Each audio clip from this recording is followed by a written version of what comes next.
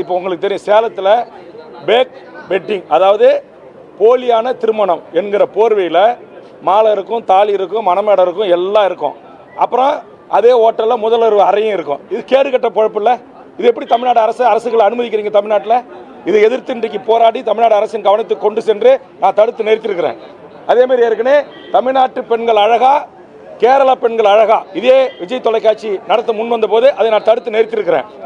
இன்னைக்கு சட்டமன்றத்தில் பேசி முதலமைச்சருடைய கவனத்துக்கு கொண்டு சென்று ஹாப்பி ஸ்ட்ரீட் என்கிற மிகப்பெரிய ஒரு பண்பாட்டு சீரழிவு கலாச்சார அந்த ஆட்டத்தை நான் தடுத்து நிறுத்தியிருக்கிறேன். முதலமைச்சர் மீது நம்பிக்கை வைத்து இதையெல்லாம் முதலமைச்சர் கவனத்துக்கு கொண்டு சென்று தடுத்து நிறுத்தியிருக்கிறேன். இப்பயும் முதலமைச்சர் மீது நம்பிக்கை வச்சு, தமிழக அரசு மீது நம்பிக்கை வைத்து இந்த கவன ஈர்ப்பு தீர்மானத்தை கொடுத்திருக்கிறேன். இதில் உடனடியாக மாண்புமிகு முதலமைச்சர் நடவடிக்கை எடுத்து விஜய் தொலைக்காட்சி நிறுவனத்துக்கு வலியுறுத்தி அது தடுத்து நிறுத்தப்பட வேண்டும். அப்படி இல்லை என்றால் நாங்கள் மிகப்பெரிய தொடப்பத்தோட செருப்பத்தோட எங்கள் செருப்புகளை கொண்டு எங்களுடைய மகளிர் அணி இந்த போராட்டத்தை முன்னெடுத்துவார்கள். அது ஒரு ஊடகம், அது எத்தனையோ தமிழ் சமூகத்திற்கான நீயா நானா போன்ற நல்ல விஷயங்களை ஆரோக்கியமாக அங்கு விவாதித்திருக்கிறார்கள் என்கிற ஒரே காரணத்திற்காக நாங்கள் இது நாள் வரையிலும் பொறுத்தோம். இனியும் பொறுக்க முடியாது.